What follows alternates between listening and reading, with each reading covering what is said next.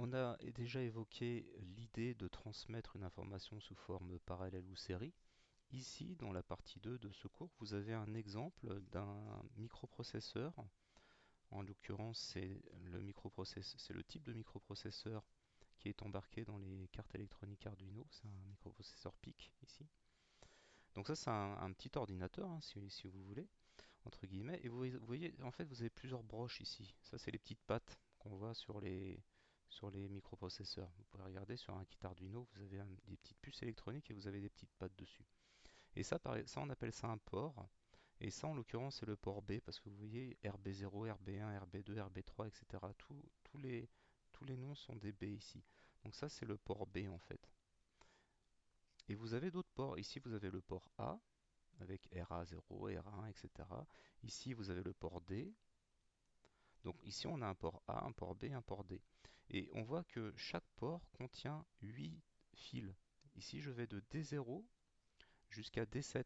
Donc j'ai RB0, RB1, RB2, etc. jusqu'à RB7. Sur le port A, j'ai RA0, RA1, RA2, etc. jusqu'à RA6. Donc ici, j'ai 7 fils. Sur le port C, ici, j'ai 8 fils ici.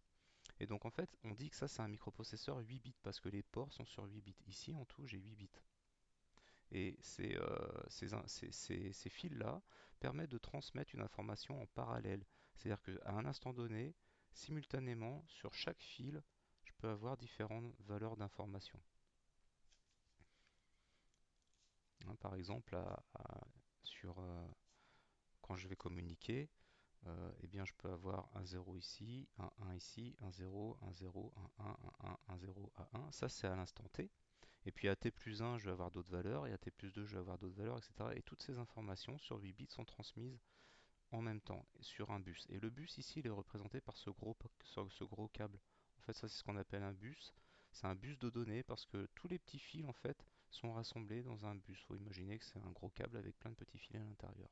En réalité, hein, sur les pistes électroniques, ça ne se dessine pas sous forme d'un bus. Dans la réalité, si vous regardez une carte électronique, vous verrez plein de petits fils. Vous n'allez pas voir un gros fil, sinon il y aurait des courts-circuits partout. Donc ça, c'est une manière de transporter l'information. Alors bien sûr, il existe des microprocesseurs 32 bits, 16 bits, 8 bits, etc. Le premier microprocesseur qui est sorti, celui qui était dans la fusée Ariane euh, en 69, là c'était un microprocesseur 4 bits. C'était le ZX80. C'est un des premiers microprocesseurs qui est sorti. Donc voilà un exemple de transmission parallèle. Alors la transmission parallèle, à part sur les cartes électroniques embarquées, c'est pas trop utilisé. On utilise surtout maintenant la transmission série. Donc on va voir quelques protocoles de transmission série.